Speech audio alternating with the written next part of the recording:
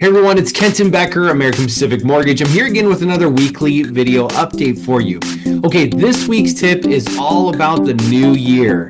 So you may want to buy a house in 2025. So what kind of New Year's resolution or goals should you be creating to purchase a home this year? So I think personally, step number one in the process of buying a house is you should start by getting pre-approved. I know that may not sound right. Like it's like, well, don't I need to prepare? Don't I need to get ready to buy a house?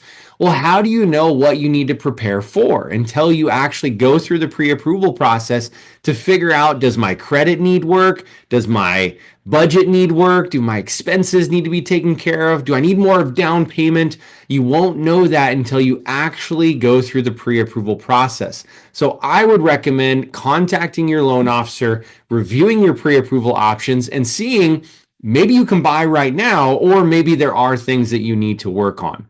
One of the things that you may need to prepare for is possibly with your credit. Specifically, if your credit scores are a little bit too low, you might want to work on some things on there. If it's things like late payments on credit cards, maybe collections or anything that's on there that's negative, that may just take a little bit of time. And again, having that reviewed by your loan officer through the pre-approval process will determine how much time do you need to take to actually allow that credit score to recover.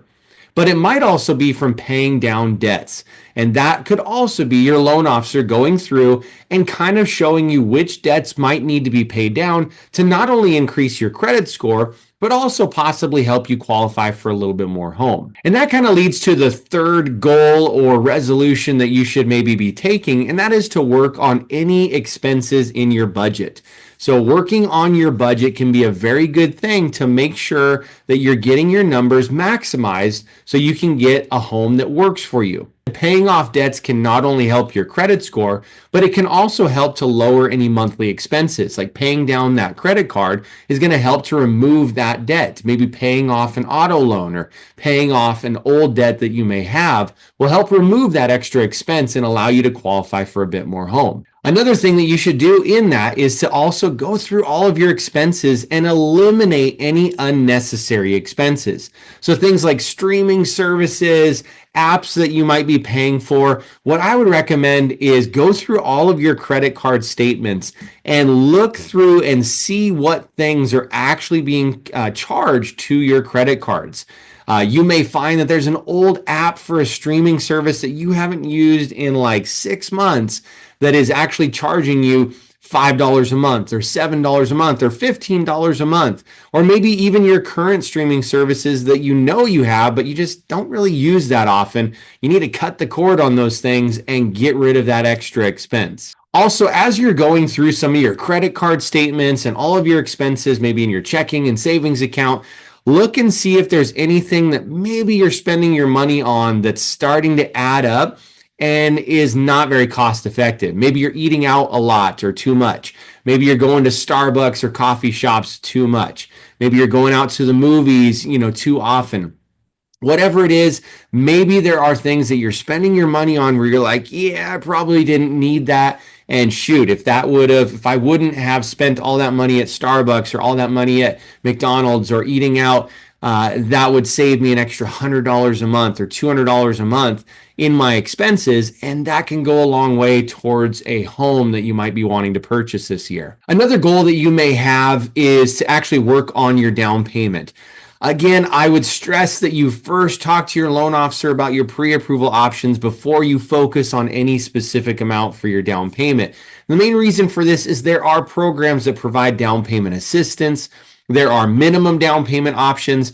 And I talk to a lot of buyers that are like, yeah, I need 20% down to buy a house. And when I tell them, actually, there's down payment assistance and you could do 3% down, 5% down, they're like, really? I thought I needed 20% down to buy something.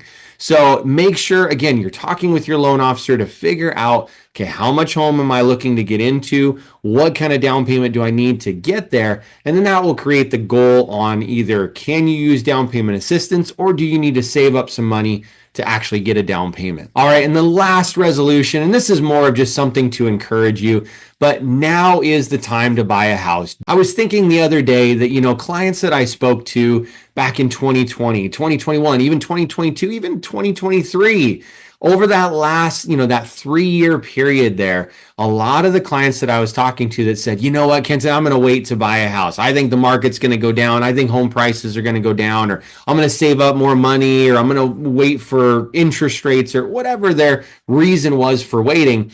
I've thought about it now, and really fast forwarding 4 or 5 years now, they've just all they've done is really spent 4 to 5 years more of rent, and home prices in that span of 4 to 5 years have gone up probably 25-30% or more. So, I did the math on this because I was curious. And for somebody that's spending maybe $1,500 a month in rent over the last 5 years, that's over $90,000 that they've now spent on rent, that money could have been actually going towards their home instead of just throwing it away in rent. And not only that, but if they would have bought a home again 4 or 5 years ago, they would have spent less for the home than what they're now probably going to be looking at spending today if they were to buy a house. So don't get stuck in that trap of just constantly waiting for that next thing, waiting for better interest rates, waiting for home prices to come down, waiting for your down payment, waiting for whatever it is. Don't keep waiting. Now is the time to buy a house, get into a home before it becomes too expensive to buy a home in your area. So let me know if I can help with any of that. Step number 1, getting pre-approved. If I can help you with your pre-approval or starting that, let me know, and we'll get you kind of set up for this year, some of the goals that you need to accomplish, and we'll help you kind of work towards those things. So thanks so much for joining me on this weekly tip, and have a great week.